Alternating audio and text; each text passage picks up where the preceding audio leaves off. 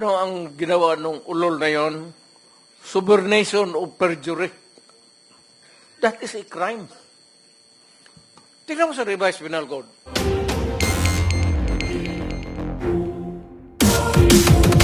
Sure, maraming pulis ngayon nanonood. And if you have observed, mabuti na nagsalita ka. Dahil if you have observed, the way they are treating policemen in the Quadcom, it's very hard. I feel them. I feel them. Because naging police din ako.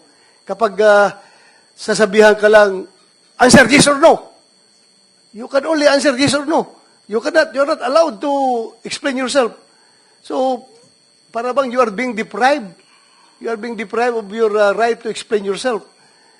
Kaya, lalong-lalo na kapag ikaw itinuturuan na itong sasabihin mo, itong paragraph sasabihin mo, o dito, pwede ka ba dito?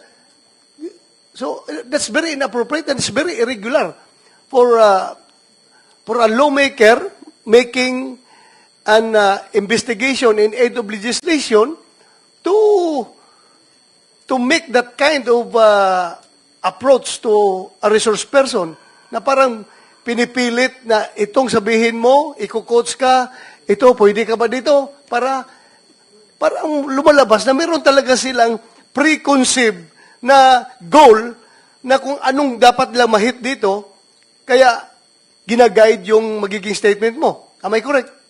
Yes, Your Honor. So ngayon,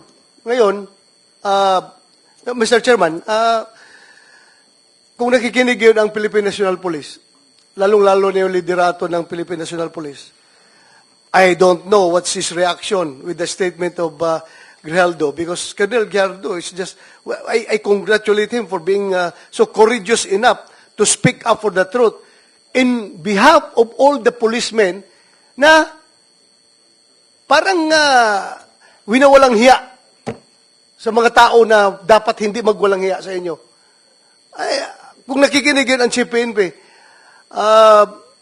I hope this is your person, this is your man. Dapat dipinsahan ninyo ito. Huwag ninyo itong ilagay sa litsunan. Huwag nyo ilitsun itong tao na ito. Because he's standing for the PNP. Na dapat hindi ganun ang treatment ng mga resource person pagdating sa investigation. Kasi parang ang baba ng tingin sa inyo, nag-iimbestiga sa inyo. Yun lang ang nakikita ko, masyadong mababa. That's all, Mr. Chairman. Thank you, Congratulations. And we'd like to Senator thank you for Bato. standing up. Your time has also expired. But sige, the long and short of it, yung may clean kwento, kasi hindi ko naman napanood buong Quadcom, Kayo ba ay tumistigo sa Quadcom din, finally? Nagsalita rin kayo ron? Yes, sir. We were already at the... Nag-affidavit ka doon? Nagsabit ka Wala po kaming Wala ka inapidabit ko just sa... So, ilang tanong lang ang sinagot mo doon? Ilang tanong? Tungkol saan? Anong The topic? last time that I was asked by Congressman Paduano, it's all about the operation sa Oron, Your Honor. Oron? Sa Oron, yes, One sir. particular operation? Yeah. Sa first appearance mo? Second appearance mo? Anong Your topic? Honor, the first appearance on September 27, it's all about about EGK that time, Your Honor. Sige, basta wala kang affidavit, so No, makikita Your na Honor. natin. Okay, so my colleagues, the President is getting tired. So kung meron tayong questions for the address to the former President, tanungin na lang natin. Sir, okay ka lang, sir? Sir, I'm good until 4 o'clock. Yeah, I know. 5 na, sir. 5 na. Totoo, sir. 4 a.m. 4 a.m. He's referring to 4 Hindi ako a.m. nagpapatawa. Yes, I know that, Mr. President. Mr. Chairman, Okay, so- just to clarify, and I hope I didn't miss anything.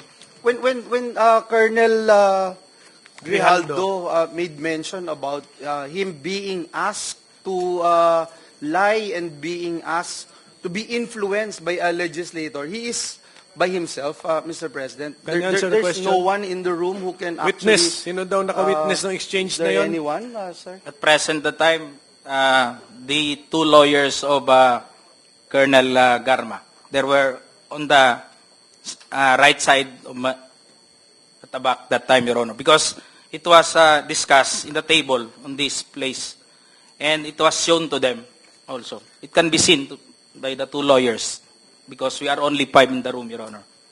And seen and heard Yes, Your Honor. the words that you uttered a while ago. Just because one of the lawyer reacted when I refused to confirm the statement, because the holdings of this paper or like this was on the second page, and I've seen some notes or names, and my name was indicated in that statement.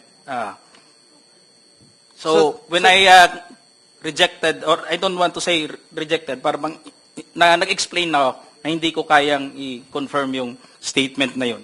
And what was the Sabi niya, reaction again? kaya- The reaction of the lawyer said, Hindi na rin sila umimik, Your Honor. Kasi yun lang naman gusto nila na mag-collaborate do sa statement ng affidavit ni Colonel Garma. thank you, Mr. Okay, Chair. so can we now entertain questions directed to the former president? No, sir. You're right. Wait a minute. Yes, Mr. sir. President raising his hand. Yes, sir. Thank you for giving me the time. I'd like to ask the Colonel, sino yung idiot na superior mo? What is the question, sir? That who is the superior of? Yes, the one who... Alam mo, ano ang ginawa nung ulol na yon? Subornation of perjury. That is a crime. Tingnan mo sa revised penal code.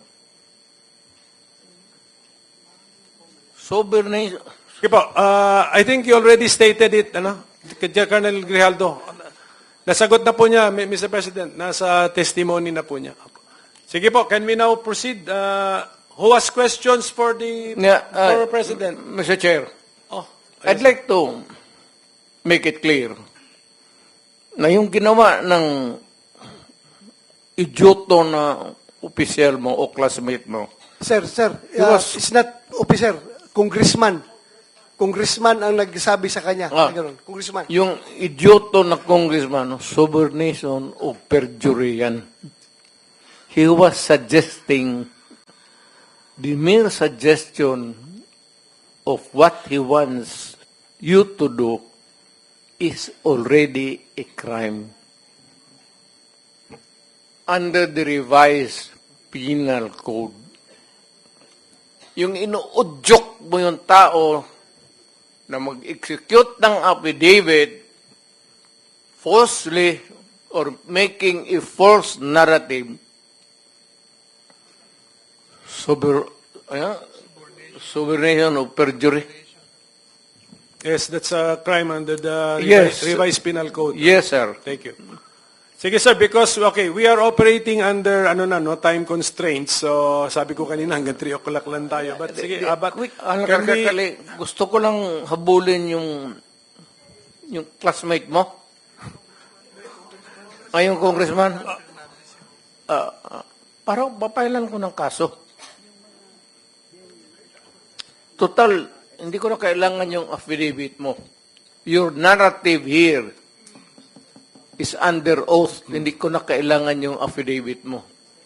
All I have to do is to take out your statement, the basis of filing a case of subornation. Our transcript of records will be available to anyone who will request, Mr. President. Okay, Committee Secretary. A transcript natin available to everyone. Okay, so anybody? Your Honor. Senator Risa? Can we... Your Honor. What is it about, ma'am? About subornation of perjury. We all know about the theory I about just wanted to subornation. say na ganun din po ang ginawa nila. Okay. Subornation of perjury. Sige po. Thank you. Thank you. Senator Risa Ontiveros is recognized. Salamat kaayo, Mr. Chair.